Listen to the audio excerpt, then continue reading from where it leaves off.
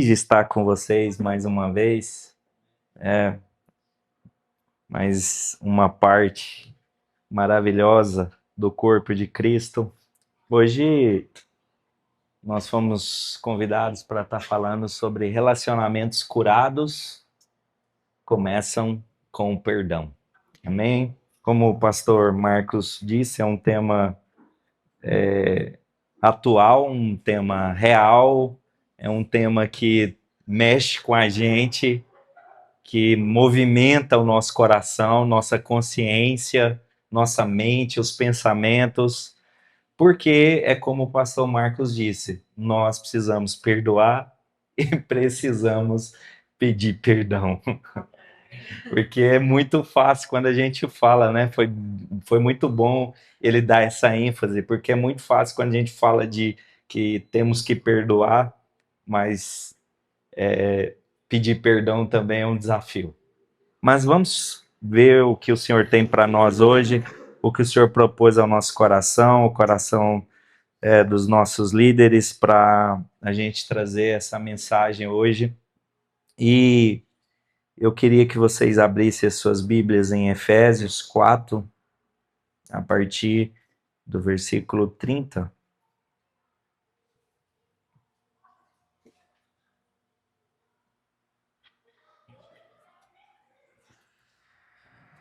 Diz assim, ó: E não entristeçam o Espírito Santo de Deus, o qual vocês foram selados para o dia da redenção.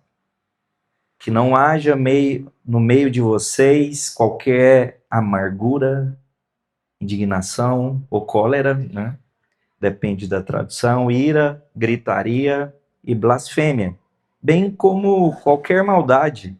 Pelo contrário, sejam bondosos e compassivos uns para com os outros, perdoando uns aos outros. Por quê? Como também Deus em Cristo perdoou vocês. Amém? Queridos, essa carta é extraordinária, apóstolo Paulo que escreveu, vocês bem sabem, e o propósito, né, dessa carta ela é especial. Ela trata nos 3 primeiros capítulos sobre aquilo que Cristo fez por nós. E a partir do capítulo 4 até o capítulo 6, ele vai falar o que nós, em contrapartida, devemos fazer por meio daquilo que Cristo fez por nós. E o ponto central, o eixo central dessa carta encontra-se nesse pedaço, quando nós falamos da parte prática, daquilo que é prático. Não tem como a gente desenvolver toda a praticidade da vida cristã se a gente não atentar para essa base, né? A base do Evangelho. O Evangelho é a base para que a gente viva uma vida prática. E é engraçado porque ele começa falando aqui nessa sessão a respeito de algumas coisas que nós precisamos. Pense comigo na ideia de um lixo. Pense na ideia de coisas que nós temos que jogar fora. Imagine que você chega numa casa e essa casa está mal cheirosa por conta que há lixos lá dentro. E suponha que tem alguns lixos, né? Vamos falar aí de, no mínimo, aí 5 lixos que estão dentro de 5 sacolas. E é sobre isso que Paulo fala que a gente precisa tirar. Porque se você ler os versículos anteriores, você vai ver que Paulo está falando de uma vida que nós precisamos revestir, uma vez que Jesus operou coisas extraordinárias para nós. É engraçado porque nós não entramos em um casamento ou numa amizade esperando se tornar um cobrador de dívidas, não é verdade? Ninguém entra num casamento já com um caderninho, pensando que tem um caderninho de dívida. Sabe aquele que vende fiado? Ele vai, anota lá, ele tem um caderninho. Eu conheci um rapaz que ele vendia pamonha, e aí ele tinha um caderninho dessa grossura, cheio de dívida. E toda semana ele passava vendendo e ele passava cobrando. E é engraçado que quando a gente entra no casamento, ninguém pensa em construir um caderninho de dívidas. Mas é impressionante como que o pecado transformou, porque o casamento, os relacionamentos não era para ter esse caderninho de dívida. Quando a gente olha para o Éden, não era necessário perdão, porque não havia ofensa, não havia o pecado para deturpar os relacionamentos. Mas quando o pecado entra na raça humana, qual é a primeira coisa que acontece? O Adão já começa a acusar, já começa a liberar palavras, e a Eva já começa também a terceirizar responsabilidades. O pecado então começa a destruir os relacionamentos. Logo em seguida a gente vê Caim e Abel passando, né, por aquela situação que vocês conhecem. A primeira coisa que acontece logo pós saída do Éden é um homicídio, um assassinato. Então nós vemos que o pecado ele transtorna os relacionamentos. E Paulo, ele vem de uma sessão falando, olha, Jesus, ele restaurou todas as coisas, ele restaurou a comunidade, porque havia judeus e gregos, pessoas que não se davam, pessoas que não conseguiam conviver, porque os judeus, eles eram sistemáticos e achavam que a fé era só para eles.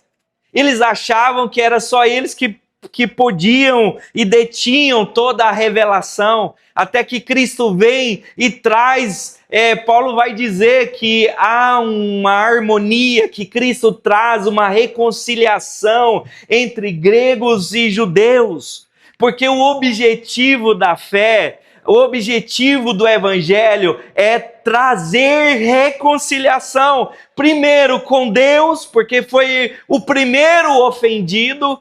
E preste bem atenção, ele foi o ser mais ofendido e ele buscou a reconciliação. Não partiu de nós, não partiu de ninguém, e partiu dele mesmo reconciliar consigo toda a criação que havia sido destruída pelo pecado. Parte dele.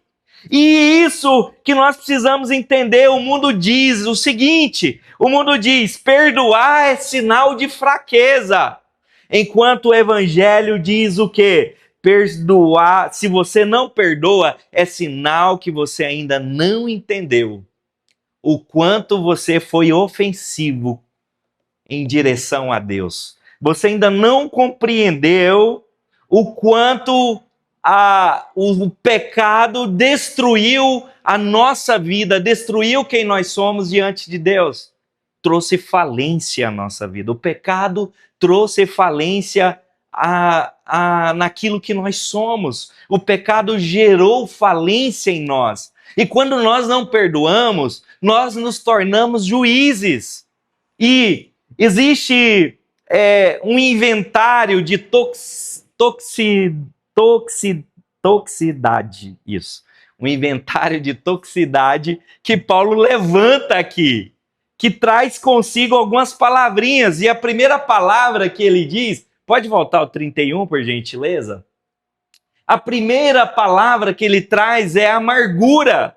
E é engraçado porque antes disso ele disse, livrem-se. Livrem-se de toda. Primeiro ele diz, olha, liberte-se, jogue fora.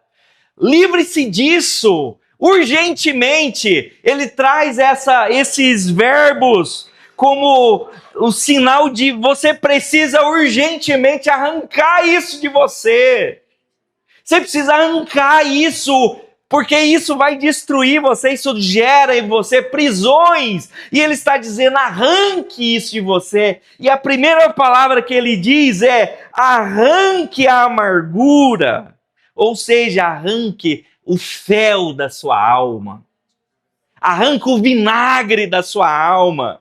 Tem muita gente que está caminhando na fé, na jornada, na fé cristã, não tem força para orar, não tem força para ler as escrituras, não tem força para conviver, não tem força para participar do corpo de Cristo, da comunhão, porque tá carregando peso, a vida tá amargurada, tá um fel, nada tá bom, trabalho não tá bom, compra carro não tá bom, muda de casa não tá bom, sabe? Olha pro cônjuge e fala assim, eu errei feio. Mas ele pode fazer como a mulher samaritana, escolher 1, 2, 3, 4, 5 e a notícia vai ser a mesma. Amargura e fel, vinagre.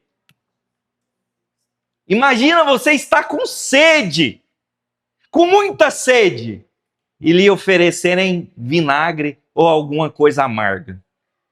Eu não sei se você já teve essa experiência. Talvez um dia com sede e doente, precisando tomar um negócio amargo. Horroroso, meu Deus. E a palavra aqui é exatamente isso, a amargura é fel na alma. Paulo está usando isso, é a incapacidade de se alegrar, não tem como, porque a vida está amarrada à amargura, ao fel. E ele está dizendo, livre-se disso, tira isso para longe de você. A outra palavra que ele traz é indignação. Indignação, ou... em outras palavras, talvez você tenha na sua versão aí, cólera. O que essa palavra ela quer dizer? A cólera, imagina um vulcão em erupção. Imaginou? Pois é. A cólera é exatamente isso. Você está tranquilo, aí o seu cônjuge, ou um amigo, ou alguém buzina para você no trânsito e você vira, seu frangaçado. Vai tomar no copo! E aí você fica aí, sabe aquele rompante? Cólera é isso. Você está conversando com o cônjuge e aí ele fala uma coisa que você não gosta, você rompe e estoura. O pastor Maxwell falou algo interessante hoje de manhã, que às vezes a gente não sabe por que a gente está agindo como está agindo. Tudo está ligado talvez a uma mágoa. E não é daquele momento, aí você fala assim, bicho, mas por que eu não consigo ter uma conversa, um diálogo com as pessoas que estão ao meu lado? Porque eu não consigo ter uma conversa tranquila, um diálogo de duas pessoas sensatas, inteligentes? Porque parece que eu sou uma criança na hora de conversar num relacionamento, porque eu não consigo ter 3, 5 palavras inteligíveis. Às vezes são mágoas que estão lá e por isso vem esse rompante, esse vulcão em erupção. E é interessante porque ele usa 2 palavras que parecem, são semelhantes, calúnia e ira. A ira, se de um lado é o fogo que queima e que gera esse rompante que não fica calado. Se alguém fala, você não consegue ouvir com uma escuta ativa. Você vem por outro lado, a ira, que no original a ideia é trazer aquele que você vai... é o gelo. Se um é o fogo, o vulcão em erupção, a ideia do outro é gelar.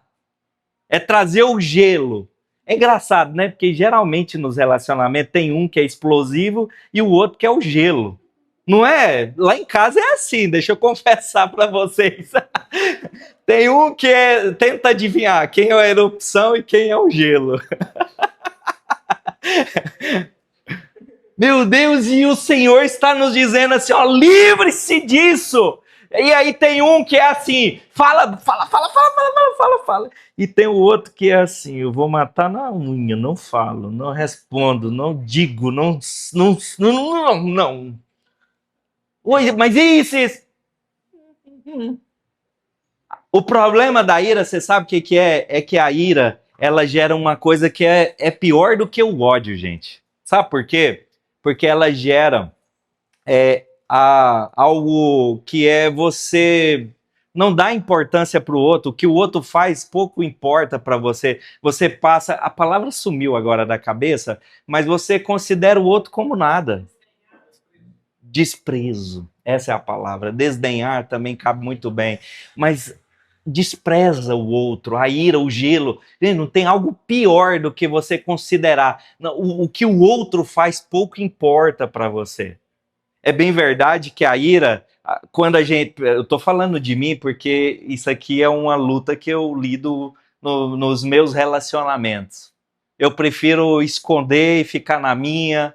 Só que isso aqui está matando a gente aos poucos. Isso nos mata aos poucos. Isso vai consumindo você. Isso vai gerando. Você vai dando urticária nervosa, pastor.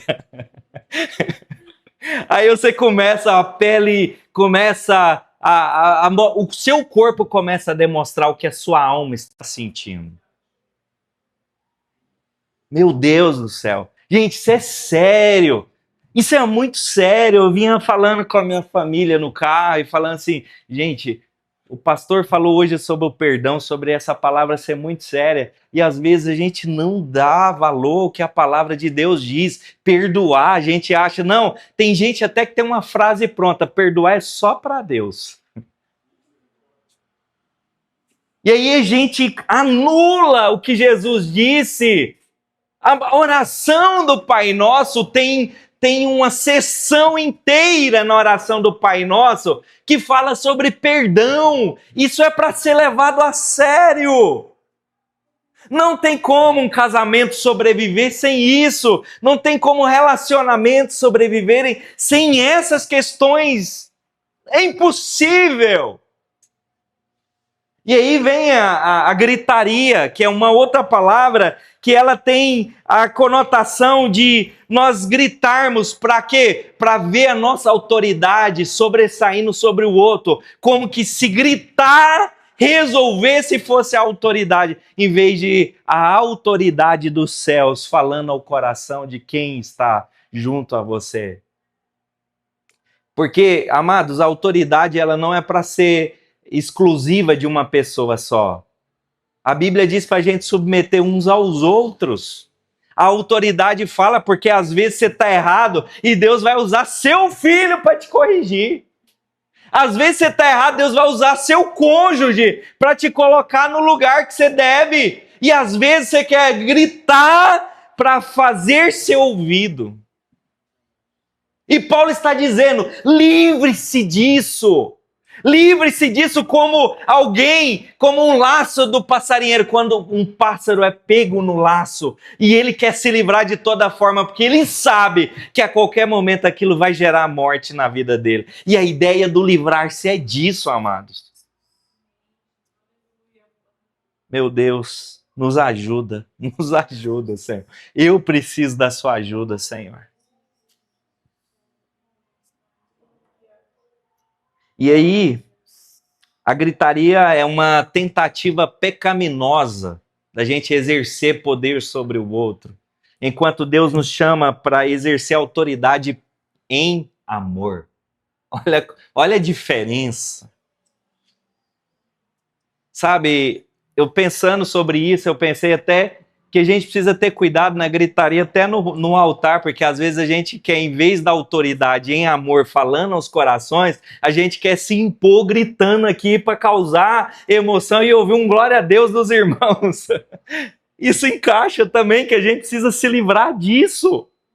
De tentar impor ao coração dos irmãos uma falsa graça, uma falsa unção, um falso mover de Deus. Precisamos atentar para essas coisas. Eita Deus, fala comigo mesmo, Jesus.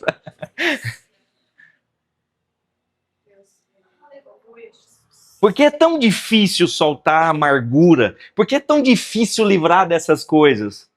Sabe por que é difícil? Porque elas nos faz sentir que moralmente nós somos superiores aos outros. Por que é difícil livrar disso? Porque nós não queremos lidar com algumas coisinhas em nós, que é olhar para nós e falar assim, Senhor, como eu sou um ser falível. Nós não queremos olhar para nós mesmos e declarar, Deus, como eu sou pecador. E aí, por isso, nós nos posicionamos dessas formas, porque é muito mais fácil usar isso. Nós amarguramos, guardamos fel na nossa alma, porque no final nós estamos dizendo assim, eu sou melhor juiz do que o Senhor. No final nós estamos dizendo com todas essas coisas que eu julgo melhor do que o próprio Deus as coisas. Quando o Senhor diz, minha é a vingança, eu sou o justo juiz, e por isso deixe que eu me vingo, que eu faça o que tem que ser feito, porque eu sou justo juiz. Quando ele está nos chamando a fazer isso, ele está dizendo, libere, deixa para mim. E quando nós nos posicionamos dizendo, não, eu não vou, você está dizendo, Deus, o Senhor não sabe julgar, o Senhor não sabe o que é melhor, eu sei o que é melhor. Eu sei quais as decisões eu devo tomar. E isso não é o que a serpente propôs para Adão e Eva lá no Éden? Ele não quer que você seja como ele. Não perdoar é se colocar na condição de um juiz, se colocar no lugar de Deus, o mesmo pecado lá original.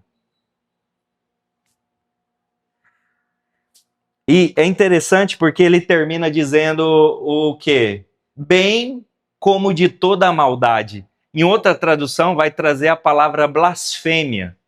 E eu estudando essa palavra, eu achei interessante, porque quando a gente fala de blasfêmia, e essa tradução aqui é legal, porque ela já traz o que significaria a blasfêmia, eu pensei assim, poxa, olha, não é a questão da blasfêmia diretamente contra Deus, mas no original traz a ideia de blasfemar contra Deus na pessoa da imagem e semelhança dele. Seria blasfemar. E o que seria essa blasfêmia? Sabe quando você chega pro seu filho, você tá brigando, mas aí o seu cônjuge, aí você chega pro seu filho e fala assim, seu pai é isso, sua mãe é aquilo, você é isso. Você está querendo trazer para o seu lado, para gerar isso, é difamar, é caluniar. Essa é a expressão no original, e isso é maldade. É maldade do coração tentando trazer pessoas para o seu lado, para que o seu julgamento seja mais forte contra o outro, deturpando. Ou então você chega para o filho e fala assim, mas tu é burro, hein? Quando você fala, você é um imprestável. Isso é blasfemar a imagem de Deus na vida do outro. Isso é muito sério. Isso significa que você é igual a sua mãe, hein? Você é igual ao seu pai. Deveria ser algo que era para elogiar, mas às vezes a gente usa para falar assim, até esse defeito do seu pai você pegou, hein? Até o defeito da sua mãe você pegou. A gente precisa se livrar dessas coisas. Nós precisamos nos livrar disso. Por quê? Porque isso está destruindo e arrancando toda a nossa vitalidade cristã, toda a nossa vitalidade diante de Deus. E aí, às vezes, a gente não entende por quê. Por que, Senhor, que nada rompe na minha vida? Por que eu não consigo? Parece que eu começo bem na fé, orando, buscando a face do Senhor, parece que as coisas vão e logo eu sou puxado de novo, não tem consistência, não há disciplina na minha vida, eu não consigo manter disciplina em nada na minha vida. É porque toda a sua vitalidade, toda a sua energia está sendo roubada. Porque existem lixos emocionais que você está guardando.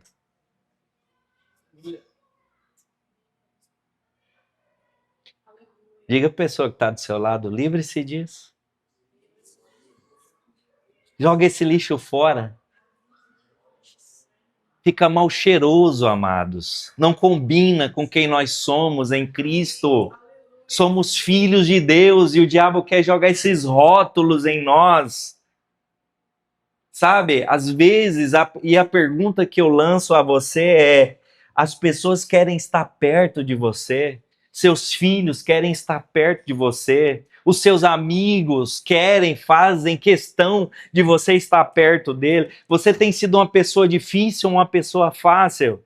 Porque essas coisas, essa toxicidade, agora eu falei bem, hein?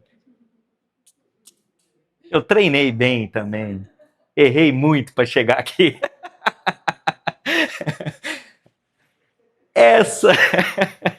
essa toxicidade, agora eu vou falar várias vezes, brincadeira, tudo isso, sabe, faz com que as pessoas não queiram estar perto de nós e nós não fazemos aquilo que está nos versículos anteriores e posteriores. Paulo fala muito sobre isso, que vocês sejam pessoas que gerem palavras, que gerem edificação aos que ouvem. As pessoas querem estar perto de gente que edifica, de gente que sabe perdoar, porque se não souber, gente, nós não sobreviveremos diante de qualquer relacionamento que seja. Porque como foi dito aqui já, uma hora você vai ter que perdoar, uma hora você vai ter que pedir perdão. E sem essas coisas, sem jogar isso fora, sem livrar-se disso, é impossível. É engraçado, porque Paulo, no versículo 24, ele diz assim, ó, e se revestir da nova natureza, criada segundo Deus em justiça e em retidão, procedentes da verdade. O Senhor está nos convidando a vestir. Se Ele mandou jogar fora, livrar-se, o que Ele manda a gente pegar rapidamente, se vestir rapidamente? Versículo 32, por favor. Olha a parte A. Ele está dizendo, ó, livre-se disso. Mas não é só deixar um vácuo no seu coração, um vácuo na sua alma. Não é só deixar um buraco, livre-se disso. Ele está dizendo, mas antes, coloque, revistam, sejam bondosos. E o que essa palavra ela quer dizer? Benignos, bondosos. Ela fala de um jugo que não machuca, de um jugo suave, de um vinho suave. A ideia no original é exatamente isso, de algo que não te atrapalha, que não te estraga, que não te machuca, que não é pesado. Seja bondoso para com o outro, não seja pesado para o outro. Seja uma pessoa fácil de convivência. Oh, mas como é bom conviver com pessoas que, sabe, sempre tem uma palavra, que é bondoso, está disposto a servir, em vez de querer sempre ser servido. Quando nós falamos disso, nós estamos falando daquela pessoa que você não precisa pisar sempre em ovos. Já viu que tem pessoa que você sempre... Então, eu quero falar com você. Você tem que escolher até o jeito, porque senão, meu Deus do céu, tá sempre pisando em ovos, você brincar, meu Deus do céu. E geralmente essas pessoas, elas gostam de brincar em aquelas brincadeiras ácidas, destrutiva, é sempre aquela fala derrubando, sabe? É uma coisa, mas se você brincar com ele, meu Deus do céu. É sobre isso, é sobre lidar.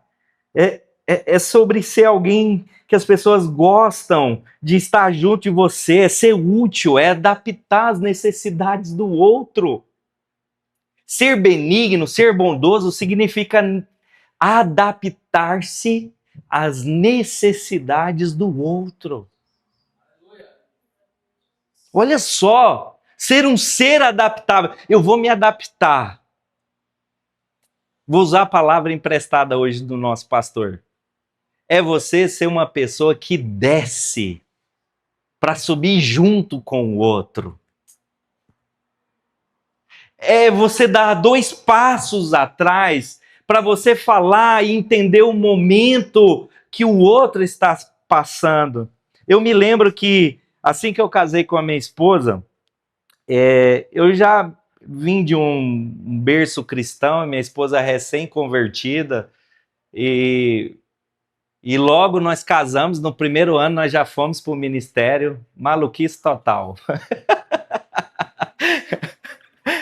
Ai, gente. Aí, Michel, como vindo do ministério, conhecendo todos já o ministério, sofrido já, vivi muita coisa já até aquele momento, estava experimentado em outras coisas, e eu queria que a minha esposa tivesse a mesma energia, a mesma intensidade que eu. Eita, mas eu feri essa mulher demais. Eu, eu deixei ela exposta várias vezes. E se nós estamos aqui, é porque ela foi bondosa comigo. Ela usou a bondade para estar comigo, porque se não fosse, meu Deus. E um dia eu estava orando, né, santarrão, ou não sei se é santagogo, como diz o outro, vai ser mais um demônio do que eu. Eu orando e falando com Deus, Deus na sua misericórdia falou assim, e aí? Ai, Senhor, estamos aqui trabalhando, né, orando, e eu orando, falando com Deus, e o Senhor me parou na oração e começou a fazer algumas perguntas ao meu coração. E aí, o que você está fazendo? Avalie esse momento. Eu falei, tá bem, nós estamos trabalhando bem, visitando todo dia, e visitando, e ir na igreja, e orando, e leva minha esposa para lá e para cá e tal. Aí o Senhor falou assim, e ela, como é que está? Aí eu olhei para o lado, ela cansada, com um semblante caído, ferido. Aí o Senhor disse assim para mim,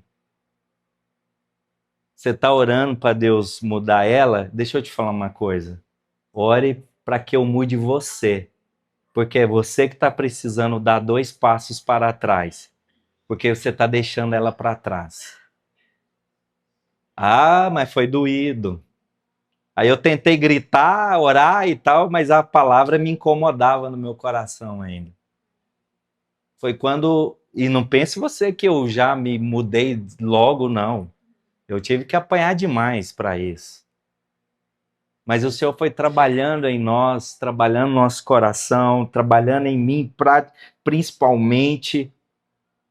E aí eu entendi, eu preciso me adaptar. Porque a pergunta que o Senhor fez no final para mim é: você vai chegar sozinho ou você vai trazer ela junto com você? Aí nessa hora foi quando meu coração amoleceu. Porque a gente quer fazer com que os de fora cheguem, mas a gente esquece que os principais é aqueles que estão do nosso lado. Esses são os primeiros, é a família. Por isso que a gente está no mês da família. Deus quer que nós, primeiramente, façamos que os nossos cheguem junto diante dele. Por isso que Josué disse: eu servirei ao Senhor. Não foi isso. Ele disse: eu e minha casa, porque ele entendeu que ele precisava chegar junto com a família, não era só ele. Tome cuidado. Tome cuidado para não deixar o seu cônjuge. E eu falei da minha parte, mas às vezes a mulher está mais avante do que o homem em algumas questões. Volte também atrás e ajude o seu cônjuge também. Amém? Posso ouvir um glória a Deus? E ele diz, porque ele diz a segunda palavra, sejam compassivos, revistam disso, sejam compassivos. O que isso quer dizer? Compassivos uns para com os outros. É literalmente ter entranhas, ser entranháveis em misericórdia. É ser misericordioso no íntimo, no profundo, no mais profundo do seu ser, é ter a misericórdia. E foi o que Jesus fez, ele entrou nas entranhas do pecado humano, nas entranhas nossas, nas nossas feridas, na profundidade da nossa alma, e ele teve misericórdia de nós.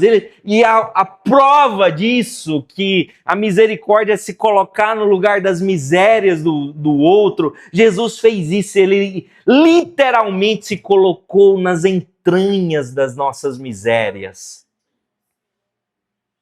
Ele fez isso por mim e por você. E é isso que ele quer que a gente faça, que a gente se coloque no lugar do outro, que a gente sinta a dor do outro. Porque deixa eu te falar uma coisa, quando o outro peca com você, o maior ferido é ele. E quando você entende essa questão de ser compassivo, você olha para o outro e você sente, não é dó, mas você se torna misericordioso para com ele, porque você sabe que há uma ferida imensa nele. Ele feriu porque ele é ferido. E ele precisa de graça. Ser compassivo. E aí, a sequência vem nos dizer a seguinte coisa: a lógica vertical, o motor da cura está aqui, ó, nesse finalzinho. O motor da cura, ele se mostra exatamente nessa parte, perdoando-se mutuamente. Esse é um motor que faz com que a cura chegue sobre sua família, sobre seus relacionamentos, perdoando-vos uns aos outros. Isso não é, olha, se der, se puder, você perdoa, tá? Tá bom? Não é isso. É um mandamento. E é isso que a gente precisa entender, é uma ordem. É uma ordem de Deus para nós. Perdoem uns aos outros. Perdoem-se mutuamente. Olha só a expressão que ele usa, mutuamente, porque ele sabe que os relacionamentos é uma mão de via dupla que uma hora você perdoa, uma hora você vai precisar ser perdoado.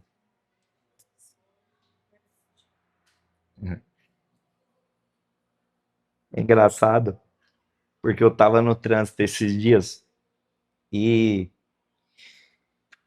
alguém me deu uma fechada daquele jeito, sabe? Eu fiquei com tanta raiva. Não falei nada não, mas meu coração sabe o que estava lá. Aí eu fiquei enfurecido por dentro de mim. Daí a pouco eu fiz a mesma coisa. Fechei uma outra pessoa.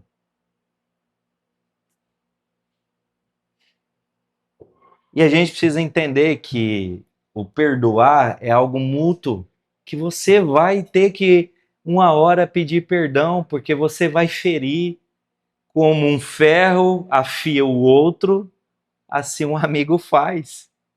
E quando você deixa algo afiado, o que acontece? Uma hora você vai cortar. Olha, eu vejo mulheres experientes que já cozinham há 30 anos, homens que também cozinham bastante tempo, e vai cortar um tomate e corta o dedo. Porque quando você mexe com algo afiado, com certeza você vai ferir. E a Bíblia está dizendo que os relacionamentos, eles têm esse poder de afiar um ao outro. E como ele afia, uma hora vai ferir. Por causa do pecado. Então nós precisamos entender essa dinâmica do reino. Se não perdoar uns aos outros, meu relógio está certo, né, gente? Agora é 15, 18 para porque às vezes ele tá parado aqui e eu tô falando e falando. Tá de boa, né? Então, e perdoar-se mutuamente está ligado a exatamente isso. Entender. Só que não para aqui. Não fecha aqui. A dinâmica do evangelho é que é transformadora. Se eu parasse agora essa pregação, eu seria apenas um moralista, porque eu mostrei para vocês o que não deve fazer e o que você tem que fazer. Sim ou não? Eu encerraria agora e seria uma pregação totalmente moralista, que você sairia daqui e sairia mais pesado, falando, eu sou a pior pessoa do mundo. Isso aí eu não consigo. E se Paulo para também assim, ele seria mais um fariseu, ele seria mais um daqueles que ensinava a lei, porque essa é a lei de Deus que é boa, perfeita e agradável. Só que nós cairíamos no mesmo problema. A lei de Deus veio, ela é boa, ela nos mostra o caminho que nós temos que triunfar, fazer o caminho até a Deus, eles mostram. Só que também a lei aponta uma coisa para nós que ela é nos deixa em crise, que é você jamais consegue fazer esse caminho. Você nunca vai dar conta de fazer esse caminho. A lei mostra isso, ela é boa, ela diz o que você tem que fazer, mas ela só vem e te diz assim, você Não consegue. Mas aí Paulo traz o evangelho à tona, que é o quê? Como que nós vamos conseguir livrar-se disso? Não entristecer o Espírito Santo. Porque isso, amados, não é só sobre entristecer o relacionamento com o outro, com os iguais, com os pares. É sobre entristecer alguém que é maior do que nós, que é o Espírito Santo. Não entristeçais o Espírito Santo, pelo qual vocês estão selados para o dia da redenção. Não entristeçam ele, vocês não queiram entristecer o Espírito Santo, porque ele é a garantia de que vocês vão para a eternidade. Não queiram, Paulo traz mais esse peso ainda. Não entristeça. Isso ainda traz um peso maior sobre a questão de perdoar. Mas aí ele diz, como? Versículo 32, como Deus os perdoou em Cristo. Aqui está a base de tudo. Você quer vencer nessa matéria? Você quer vencer nos relacionamentos dentro dessa matéria de perdoar, de liberar perdão, de pedir perdão? Você precisa entender a origem. Você moralmente é um pecador. Você precisa entender isso. Eu sou um pecador. Se eu não entender isso, que todo pecado que o outro fizer contra mim, ou melhor, eu vou ser ainda mais... Eu vou aumentar isso, eu vou exagerar mais isso. Todos os pecados que os homens fizeram uns contra os outros não se compara ao pecado que você fez contra Deus. Você entende isso? Todos os pecados que fizeram uns contra os outros não se compara ao seu pecado que você fez contra Deus. E sabe o que ele fez? Ele perdoou você em Cristo. E essa é a dinâmica de Paulo. Essa é a compreensão de Paulo do Evangelho. Eu fui perdoado por Cristo. Eu sou o mais pecador dos homens. Sabe por que Paulo conseguia perdoar? Sabe por que Paulo falou, traga-me João Marcos? Porque ele é útil no ministério. Sabe que ele conseguiu falar isso no final da sua vida? Porque ele entendeu que ele era o mais miserável dos homens. Enquanto a gente não entende que nós somos os mais miseráveis dos homens, a gente não consegue liberar perdão para o outro. Porque a gente se considera melhor do que o outro. Porque a gente não fez o que o outro fez. Mas esquecemos que nós fizemos pior contra o Senhor. E a chamada de Deus para nós é, como Deus os perdoou em Cristo, você também deve perdoar. Você também deve oferecer perdão, porque você foi perdoado. Lembra do credor incompassivo? Ele chega, meu senhor, me perdoa. Eu por favor, eu não tenho como te pagar. Eu não consigo te pagar. Por que que Jesus morreu, amados? Porque nós não conseguíamos pagar. Nós não conseguíamos, nós não tínhamos nada que pudesse pagar os nossos pecados, as nossas ofensas contra Ele. Nós não tínhamos nada, nós não podíamos oferecer. E tudo que aquele credor incompassivo podia receber do seu Senhor era misericórdia. E ele diz, tem misericórdia de mim, por favor, me perdoa. Ele diz, tudo bem, tá tranquilo, pode ir. Você está perdoado. Só que quando a gente não perdoa, a gente faz como esse credor que saiu de logo da presença do seu Senhor, perdoado, e a gente chega diante de alguém que nos deve, e ele diz, por favor, me perdoa. Não vou te perdoar. E vou dizer mais, eu vou te cobrar com juros. Eu vou te cobrar com juros. Eu vou escravizar você. Eu quero, enquanto eu não ver você na pior, eu não vou parar. Eu tava vendo um filme, é igual você quer pegar uma lente e pôr no sol assim, deixar na formiguinha e deixar o fogo queimando assim, ó. E você ter prazer de fazer isso. O coração... Tá vendo como nosso coração é mau, gente? Tá vendo como nosso coração é mau? Eu tô falando para vocês aqui, pessoas amadas no Senhor Jesus, eu tô falando para vocês não como alguém que tira 10 nessa matéria. Eu tô falando para vocês como alguém que o Senhor está ministrando no meu coração e está dizendo que você precisa melhorar.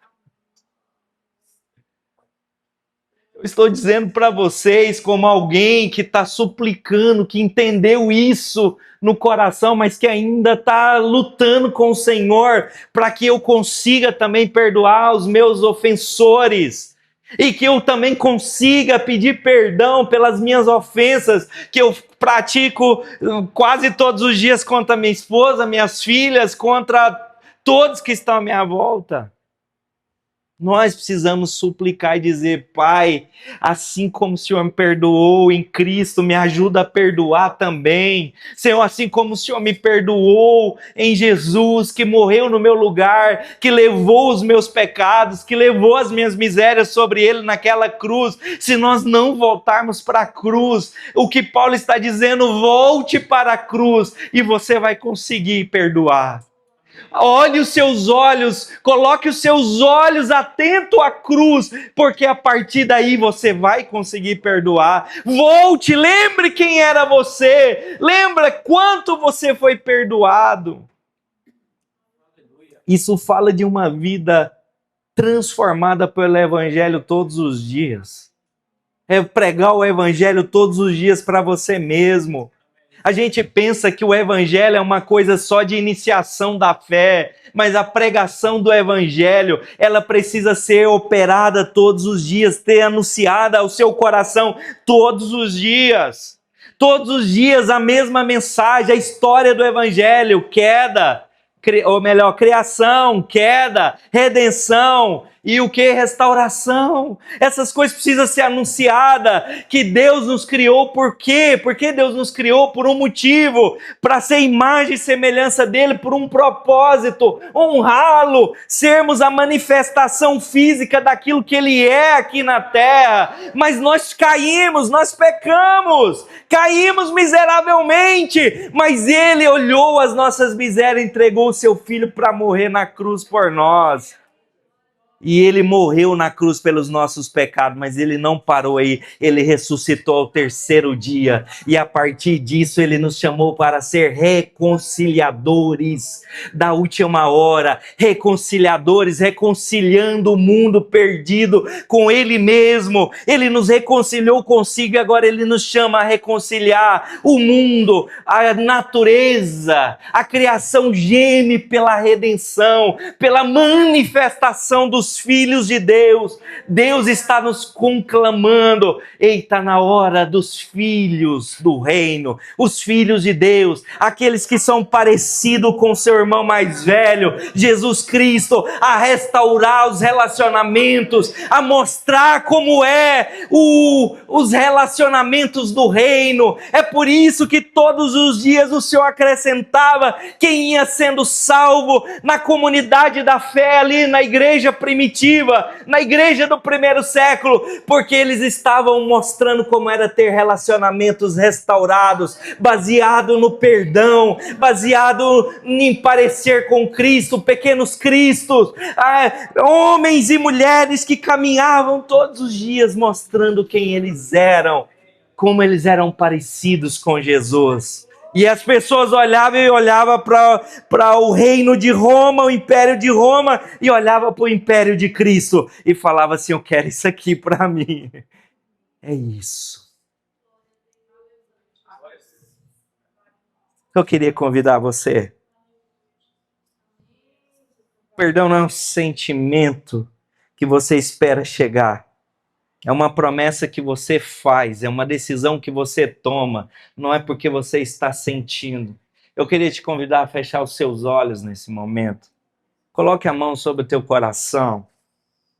E eu queria dizer para você que o perdão significa você dizer: eu não vou usar esse pecado contra você.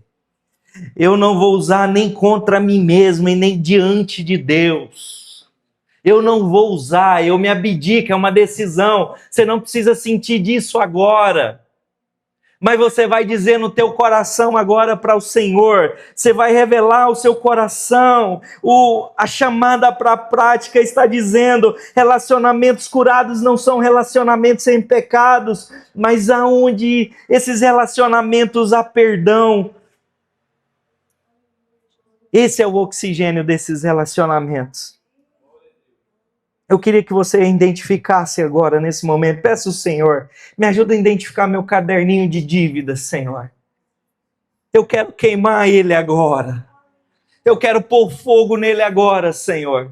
Em vez de ser um vulcão para responder o outro, eu quero é queimar isso agora. Não quero trazer mais nada, eu escolho a paz de Cristo, eu escolho o perdão de Cristo na minha vida, e eu escolho perdoar como Ele me perdoou.